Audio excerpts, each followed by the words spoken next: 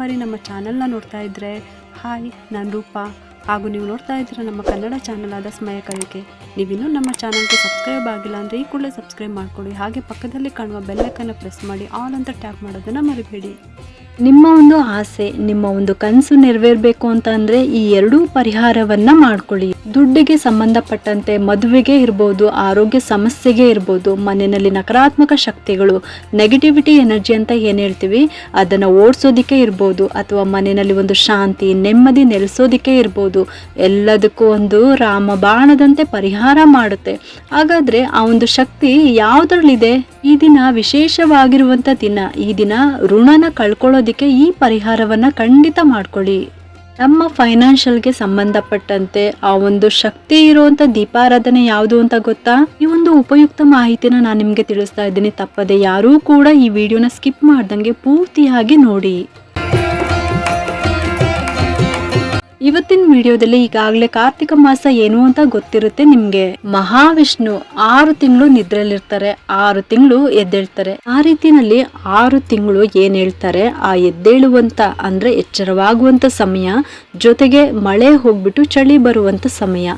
ಆ ಒಂದು ಸಮಯದಲ್ಲಿ ಚಳಿಯ ಈ ಒಂದು ವಾತಾವರಣಕ್ಕೆ ನಾವು ಒಂದು ದೀಪದಿಂದ ಬೆಳಗುವಂಥದ್ದು, ಅದ್ರ ಜೊತೆಗೆ ನಮಗೂ ಕೂಡ ಬಿಸಿ ಆಗುವಂಥದ್ದು ಟೆಂಪ್ರೇಚರು, ಅದ್ರ ಜೊತೆಗೆ ಜಗತ್ತನ್ನು ನಾವು ಬೆಳಕಲ್ಲಿ ನೋಡುವಂಥದ್ದು, ಆ ಒಂದು ಪರಿಶುದ್ಧತೆ ನಮಗೆ ಒಂದು ದೀಪದಿಂದ ಸಿಗುವಂಥದ್ದು. ಇದರಿಂದ ಕಾರ್ತಿಕ ಮಾಸಕ್ಕೆ ಹೆಚ್ಚು ಪ್ರಾಮುಖ್ಯತೆ ಕೊಡುವಂಥದ್ದು. ಅದ್ರ ಜೊತೆಗೆ ಕಾರ್ತಿಕ ಮಾಸದಲ್ಲಿ ಒಂದು ಒಳ್ಳೊಳ್ಳೆ ಶುಭ ಕಾರ್ಯಗಳು, ದೇವರ ಒಂದು ಪೂಜೆಗಳು, ಹಬ್ಬಗಳು, ಇದನ್ನೆಲ್ಲ ನಾವು ಹೆಚ್ಚು ನೋಡುವಂಥದ್ದು ಈ ಒಂದು ಸಮಯ ಅಂತಾನೆ ಹೇಳ್ಬೋದು. ಆ ರೀತಿಯಲ್ಲಿ ಈ ಕಾರ್ತಿಕ ಮಾಸದಲ್ಲಿ ಏನು ವಿಶೇಷತೆ ಇದೆ ಅಂತಂದ್ರೆ ತುಂಬಾ ವಿಶೇಷತೆ ಇರುವಂಥದ್ದು.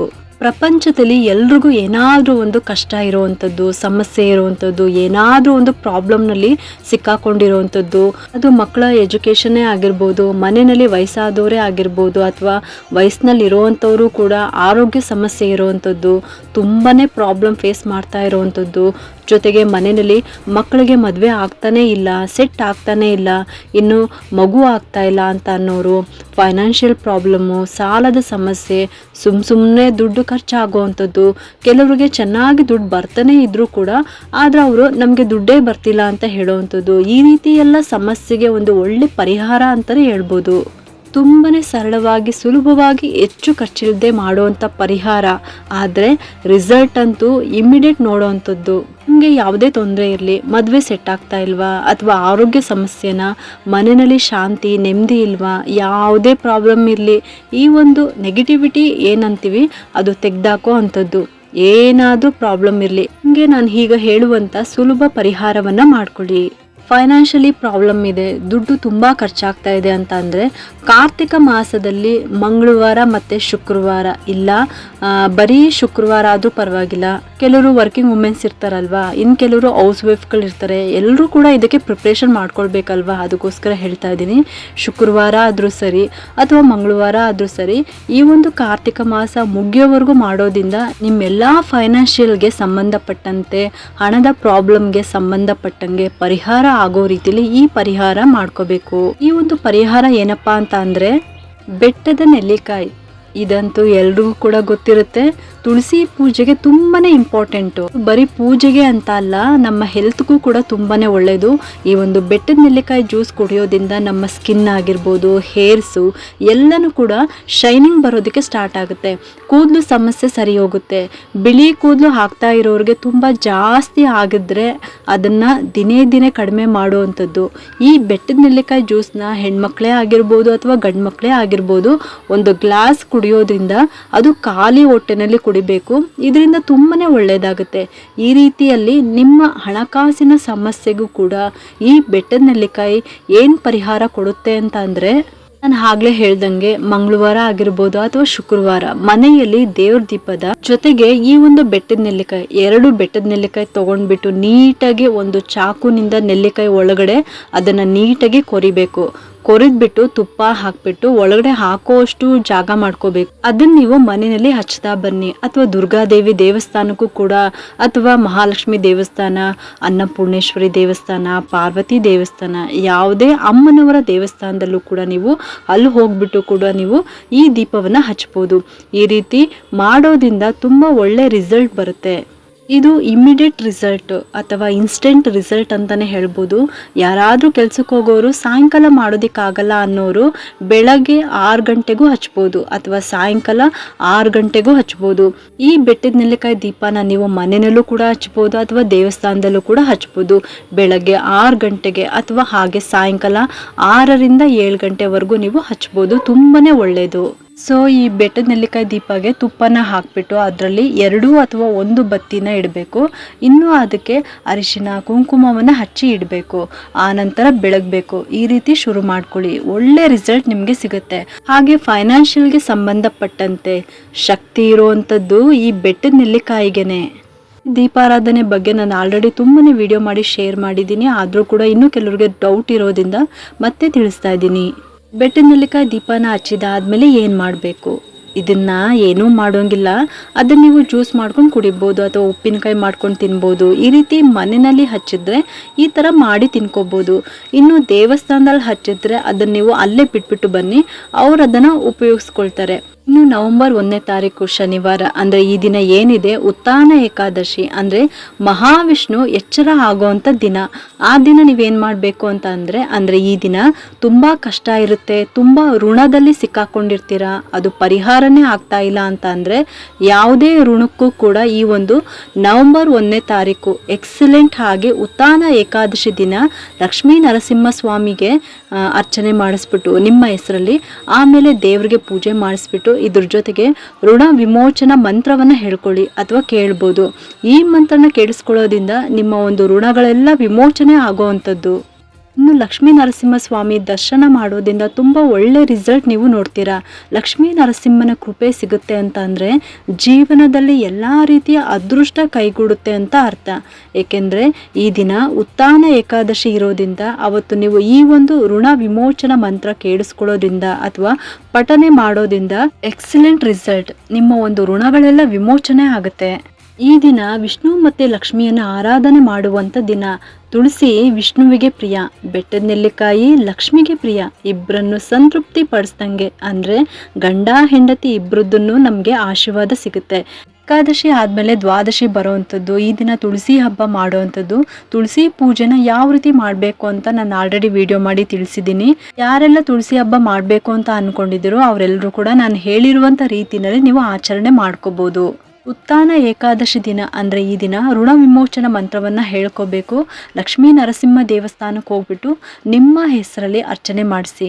ನಿಮ್ಮ ಒಂದು ಪ್ರಾರ್ಥನೆ ಏನಿರುತ್ತೆ ಅದನ್ನು ಕೇಳಿಕೊಂಡು ಬನ್ನಿ. ದುಡ್ಡಿಗೆ ಸಂಬಂಧಪಟ್ಟಂತೆ ಮದುವೆಗೆ ಇರ್ಬೋದು, ಆರೋಗ್ಯ ಸಮಸ್ಯೆನೇ ಇರ್ಬೋದು, ಮನೆಯಲ್ಲಿ ನಕಾರಾತ್ಮಕ ಶಕ್ತಿಗಳು, ನೆಗೆಟಿವ್ ಎನರ್ಜಿ ಅಂತ ಏನು ಹೇಳ್ತೀವಿ ಅದನ್ನು ಓಡಿಸೋದಕ್ಕೆ ಇರ್ಬೋದು, ಅಥವಾ ಮನೆಯಲ್ಲಿ ಒಂದು ಶಾಂತಿ ನೆಮ್ಮದಿ ನೆಲೆಸೋದಕ್ಕೆ ಇರ್ಬೋದು.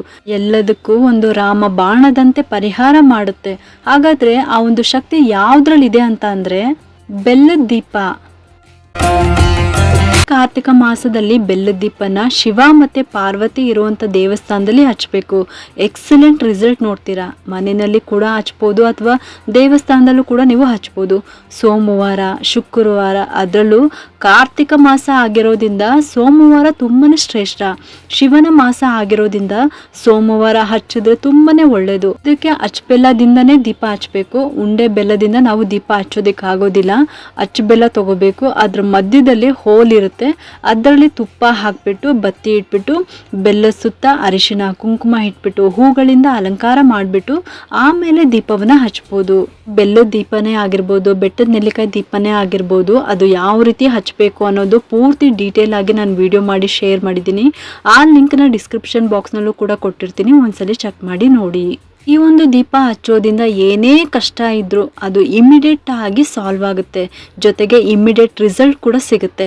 ಈ ಥರ ಅಚ್ಚ ಬೆಲ್ಲನ 2 ತಗೋಬೇಕು, ಜೋಡಿ ಬೆಲ್ಲ ಹಚ್ಚಬೇಕು. ಅದ್ರ ಜೊತೆಗೆ ಸ್ವಲ್ಪ ಅಕ್ಕಿ ಕೂಡ ನೀವು ಹಾಕೋಬಹುದು. ಅದ್ರ ಮೇಲೆ ಬೆಲ್ಲ ಇಟ್ಬಿಟ್ಟು ಹಚ್ಬೋದು, ಅಥವಾ ಒಂದು ಪ್ಲೇಟ್ನಲ್ಲಿ ಬರೀ ಬೆಲ್ಲ ಇಟ್ಬಿಟ್ಟು ನೀವು ಹಚ್ಬೋದು, ಅಥವಾ ಒಂದು ಪ್ಲೇಟ್ನಲ್ಲಿ ಅಕ್ಕಿ ಹಾಕ್ಬಿಟ್ಟು ಅದ್ರ ಮೇಲೆ ಓಂಕಾರವನ್ನ ಬರೆದ್ಬಿಟ್ಟು ಆಮೇಲೆ ಅಚ್ಚ ಬೆಲ್ಲನ ಜೋಡಿ ಬೆಲ್ಲನ ಇಟ್ಬಿಟ್ಟು ಆ ದೀಪ ಸುತ್ತಲೂ ನೀವು ಅರಿಶಿನ ಕುಂಕುಮವನ್ನ ಇಟ್ಬಿಟ್ಟು ಹೂಗಳಿಂದ ಅಲಂಕಾರ ಮಾಡಿಬಿಟ್ಟು ಅದ್ರೊಳಗಡೆ ತುಪ್ಪನ ಹಾಕ್ಬಿಟ್ಟು, ತುಪ್ಪ ಹಾಕಿದ್ಮೇಲೆ 2 ಬತ್ತಿನ ಇಟ್ಬಿಟ್ಟು ಆಮೇಲೆ ದೀಪ ಹಚ್ಬೇಕು. ದೀಪ ಹಚ್ಬಿಟ್ಟು ಶಿವನಿಗೆ ನೀವು ಆರತಿಯನ್ನ ಮಾಡಿಬಿಟ್ಟು ಆಮೇಲೆ ನೀವು ದೇವಸ್ಥಾನದಲ್ಲಿ ಮಾಡೋದಿದ್ರೆ ನೀವು ಅಲ್ಲೇ ಇಟ್ಟು ಬನ್ನಿ.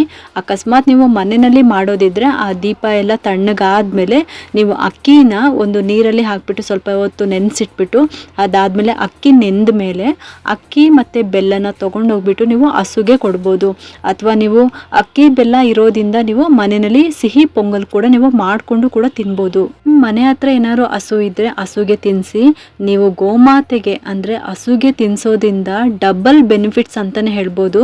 ನಿಮ್ಮ ಮನೆ ಹತ್ರ ಹಸು ಇತ್ತು ಅಂದ್ರೆ ನೆನೆಸಿದ ಅಕ್ಕಿಗೆ ಬೆಲ್ಲ ಹಾಕ್ಬಿಟ್ಟು ಹಸುಗೆ ತಿನ್ನಿಸಿ. ಇದರಿಂದ ತುಂಬಾ ಅದೃಷ್ಟ ಬರುತ್ತೆ, ತುಂಬಾನೇ ಒಳ್ಳೆಯದು. ಯಾವುದೇ ಕಷ್ಟಕ್ಕೂ ಕೂಡ ಇದು ರಾಮಬಾಣವಾಗಿ ಕೆಲಸ ಮಾಡುತ್ತೆ. ದೇವಸ್ಥಾನದಲ್ಲಿ ಹಚ್ಚಿದ ಈ ದೀಪನ ನೀವು ಅಲ್ಲೇ ಬಿಟ್ಟು ಬರಬೇಕು, ಅವರು ಅದನ್ನು ಪ್ರಸಾದಕ್ಕೆ ಉಪಯೋಗಿಸ್ಕೊಳ್ತಾರೆ. ಅದನ್ನು ನೀವು ಯಾವುದೇ ಕಾರಣಕ್ಕೂ ಹಚ್ಚಿರುವಂಥ ಬೆಲ್ಲನ ವಾಪಸ್ ತರಬಾರ್ದು ಮನೆಗೆ. ಈ ಬೆಲ್ಲದ ದೀಪನ ಸೋಮವಾರ ಅಂದರೆ ಕಾರ್ತಿಕ ಮಾಸದಲ್ಲಿ ಇನ್ನು 3 ಸೋಮವಾರ ಇದೆ, ನೀವು ಹಚ್ಚೋದಕ್ಕೆ ಶುರು ಮಾಡ್ಕೋಬಹುದು. ಬೆಳಗ್ಗೆ ಹಚ್ಚೋರು 6 ಗಂಟೆಯಿಂದ 10 ಗಂಟೆ ಒಳಗಾಗಿ ಹಚ್ಬೋದು. ಏಕೆಂದರೆ ದೇವಸ್ಥಾನದ ಬಾಗಿಲು ಕೂಡ ತೆಗಿಬೇಕಲ್ವಾ, ಮತ್ತು ನೀವು ಕೂಡ ರೆಡಿಯಾಗಿ ಹೋಗಬೇಕು. ಅದಕ್ಕೋಸ್ಕರ ಮತ್ತೆ ನೀವು 6ರಿಂದ 10 ಗಂಟೆ ಒಳಗಾಗಿ ದೀಪನ ದೇವಸ್ಥಾನದಲ್ಲಿ ಹಚ್ಬೋದು. ಮನೆಯಲ್ಲಿ ಕೂಡ ಅಷ್ಟೇನೆ ಈ ಸಮಯದಲ್ಲೇ ನೀವು ಹಚ್ಬೋದು. ಇಲ್ಲ ಅಂತ ಅಂದರೆ ಸಂಜೆ 6 ಗಂಟೆಯಿಂದ 7 ಗಂಟೆ 30 ನಿಮಿಷದವರೆಗೆ. 7 ಗಂಟೆ 30 ನಿಮಿಷದ ಮೇಲೆ ಹಚ್ಚೋದಿಕ್ಕೆ ಹೋಗಲೇಬೇಡಿ. ಈ 2 ಸಮಯದಲ್ಲಿ ನಿಮಗೆ ಯಾವಾಗ ಆಗುತ್ತೋ ಆ ಸಮಯದಲ್ಲಿ ಹಚ್ಬೋದು. ನೀವು ದೀಪ ಹಚ್ಚಿದ ಮೇಲೆ ಬೆಲ್ಲನ ಏನು ಮಾಡಬೇಕು ಅಂತ ನಾನು ಆಲ್ರೆಡಿ ತಿಳಿಸಿದ್ದೀನಿ. ತಟ್ಟೆನಲ್ಲಿ ಅಕ್ಕಿ ಇಟ್ಬಿಟ್ಟು ಅದ್ರ ಮೇಲೆ ಬೆಲ್ಲ ಇಟ್ಬಿಟ್ಟು ಕೂಡ ನೀವು ದೀಪಾರಾಧನೆ ಮಾಡ್ಕೋಬಹುದು, ಅಥವಾ ಬರೀ ಬೆಲ್ಲದಿಂದನೂ ನೀವು ದೀಪಾರಾಧನೆ ಮಾಡ್ಕೋಬಹುದು. 2ರಲ್ಲಿ ಯಾವುದಾದ್ರೂ ಕೂಡ ನೀವು ದೀಪಾರಾಧನೆ ಮಾಡ್ಕೋಬಹುದು. 2 ರೆಮಿಡೀಸ್ ಏನಂತ ಅಂದ್ರೆ ಕೇಳೋದಿಕ್ಕೂ ಕೂಡ ತುಂಬಾನೇ ಖರ್ಚು ಕೂಡ ಕಮ್ಮಿನೇ. ಮನೆಯಲ್ಲಿ ಇರುವಂತ ಸಾಮಗ್ರಿಗಳು ಅಂದ್ರೆ ಬೆಟ್ಟದ ನೆಲ್ಲಿಕಾಯಿ ಮಾತ್ರ ಅಂಗಡಿಯಿಂದ ತರಬೇಕಷ್ಟೇನೆ, ಅದು ಕೂಡ ತುಂಬಾ ಕಾಸ್ಟ್ಲಿ ಏನಿರೋದಿಲ್ಲ. ನಿಮ್ಗೆ ಮನೆಯಲ್ಲಿ ಸಿಗೋ ಸಾಮಾನುಗಳಿಂದ ನಾವು ದೀಪವನ್ನ ಹಚ್ಕೋಬಹುದು. ಇದಕ್ಕೆಲ್ಲ ಖರ್ಚಂತ ಜಾಸ್ತಿ ಏನೂ ಇಲ್ಲ. ಈ ದೀಪನ ಹಚ್ಚೋದ್ರಿಂದ 100% ರಿಸಲ್ಟ್ನ ನೋಡ್ತೀರಾ. ಕಮ್ಮಿ ಖರ್ಚಿನಲ್ಲೇ ಒಳ್ಳೆ ಬೆನಿಫಿಟ್ ಸಿಗುವಂಥ ಪರ್ಫೆಕ್ಟ್ ರಾಮಬಾಣದಂತೆ ಕೆಲಸ ಮಾಡುವಂಥದ್ದು ಅದು ಈ ಕಾರ್ತಿಕ ಮಾಸದಲ್ಲಿ. ಸ್ಪೆಷಲಿ ಮದುವೆ ಸೆಟ್ ಆಗ್ತಾ ಇಲ್ಲ ಅಂತ ಅನ್ನೋರಿಗೆ ಈ ಬೆಲ್ಲದ ರೆಮಿಡೀಸ್ ಏನಿದೆ ಎಕ್ಸಲೆಂಟ್ ಆಗಿ ವರ್ಕ್ ಮಾಡುತ್ತೆ. ಈ ದೀಪನ ಹೆಣ್ಮಕ್ಳಾದ್ರೂ ಹಚ್ಬೋದು ಅಥವಾ ಗಂಡು ಮಕ್ಕಳಾದ್ರೂ ಹಚ್ಬೋದು, ಇನ್ನು ವಯಸ್ಸಾಗಿರೋರು ಕೂಡ ಹಚ್ಬೋದು. ತುಪ್ಪದ ಬೆಟ್ಟದ ನೆಲ್ಲಿಕಾಯಿ ದೀಪ ಹಚ್ಚೋದ್ರಿಂದ ತುಂಬಾನೇ ಒಳ್ಳೆಯ ರಿಸಲ್ಟ್ ನಿಮಗೆ ಸಿಗುತ್ತೆ. ಈ ಒಂದು ಕಾರ್ತಿಕ ಮಾಸದ ವಿಶೇಷತೆ ಏನು ಅಂತ ಅಂದ್ರೆ ಇದೆ ಈ ಪರಿಹಾರಗಳು. ಸುಲಭವಾದ ರೀತಿಯಲ್ಲಿ ಮನೆಯಲ್ಲಿ ಸಿಗುವಂತ ಸಾಮಗ್ರಿಗಳಿಂದ ದೀಪ ಹಚ್ಚೋದ್ರಿಂದ ಒಳ್ಳೆಯ 100% ರಿಸಲ್ಟ್ ಸಿಗುತ್ತೆ. ಜೊತೆಗೆ ಈ ಒಂದು ಹಬ್ಬಗಳು ಏನಿರುತ್ತೆ ಅದ್ರ ಜೊತೆಗೆ ಮನೆ ಬಾಗಿಲಿಗೆ ಹೊಸ್ಲತ್ರ ಮಣ್ಣಿನ ದೀಪ ಹಚ್ಚೋದು ಈ ಕಾರ್ತಿಕ ಮಾಸದಲ್ಲಿ ತುಂಬಾನೇ ಶ್ರೇಷ್ಠವಾದದ್ದು.